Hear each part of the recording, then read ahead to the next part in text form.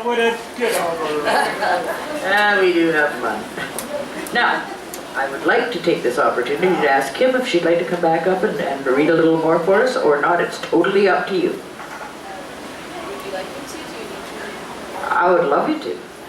But if you're all worded out, you don't want to, it's... Okay, come on up. I got phrases right. Come on down.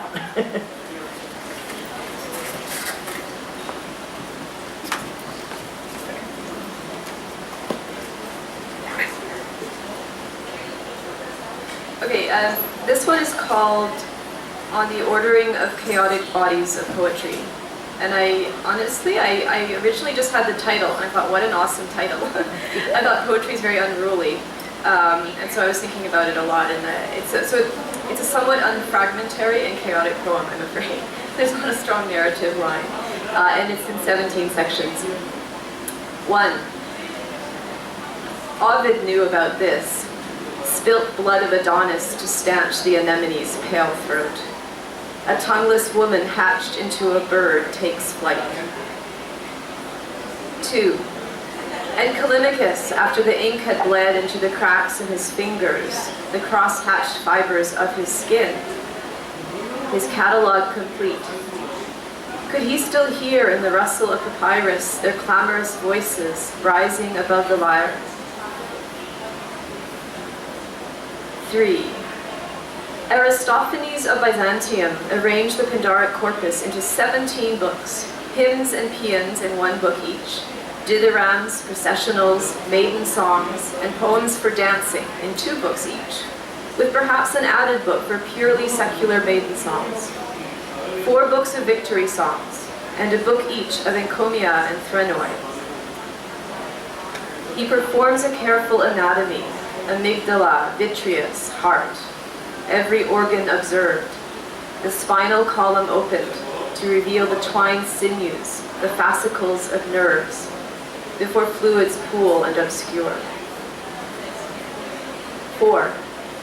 So much more orderly than Sappho, strips of lyric used to line sarcophagi, lovers' words poured into desert sands. We scour the rubbish tips at Oxyrhynchus for her remains. 5. I can hear their voices, like a fine whisper of rain coming over the field. I read late into the night. 14th March, 1917, Ranville observation post.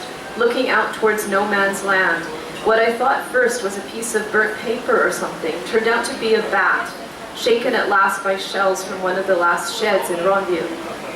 That's from the War Diary of Edward Thomas. 6. Their whispers in the archives. A small Walker's backloop pocketbook bound in pigskin and priced at 2 shillings. The covers and the pages are concaved and creased, suggesting that he was carrying the diary when he was killed at an observation post on the 9th April 1917 by a shell blast during the opening barrages of the Battle of Arras. Archival description of the diary of Edward Thomas. 7. Stitch the torn spine closed with quiet words and lines of moving light and shadow. Smooth the creased skin over bone-white pages and clean the concave wounds with cherry petals soaked in rainwater. 8. Nadezhda Mandelstam hid her husband's poems in cushions and saucepans, kettles and baskets and shoes, interleaved in the pages of her dissertation on linguistics. And when the idyllic era of cushions had passed, she hid them in memory as she worked nights at the textile factory in Strunino. 9. Samizdat blooming like Gilead after desert rains. 10. And this one too. A visiting card with the name Dr. Miklos Radnodi printed on it. An ID card stating the mother's name as Ilona Grosz. Father's name illegible. Born in Budapest, May 5th, 1909. Cause of death, shot in the nape. In the back pocket of the trousers, a small notebook was found soaked in the fluids of the body and blackened by wet earth. This was cleaned and dried in the sun. Coroner's report on corpse number 12, exhumed from a mass grave in the village of Abda, Hungary at the end of the Second World War. 11. Take this fluid seep notebook in your hands. See where the ink blooms and clots on the page. This tissue-thin poppy, risen from wet earth, cleaned and dried in the sun. 12.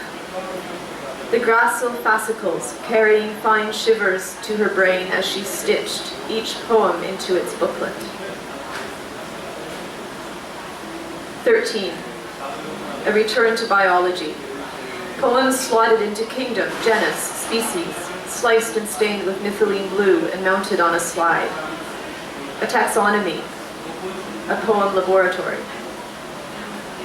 14. Japanese stab binding, Ethiopian, Coptic, stitched, glued. These are the principal kinds of binding. 15. A.W. Lewis, 1957, recommends the following tools: bone folder, glue kettle, needles, brushes, hammer, and tenon saw, a good sharp penknife, a paring knife and straw, and awl, sewing frame, nipping press, standing press, lying press, and plow. 16. I hear their voices when the rain falls and chestnuts clatter on the roof, their clamor as the corms and roots and seeds rot in wet earth. 17. And then there was Liu Baikang, sentenced to 18 years for counter-revolutionary incitement, who attached words to the legs of locusts, tyranny, long live freedom, and flung them over the walls of his prison into the air.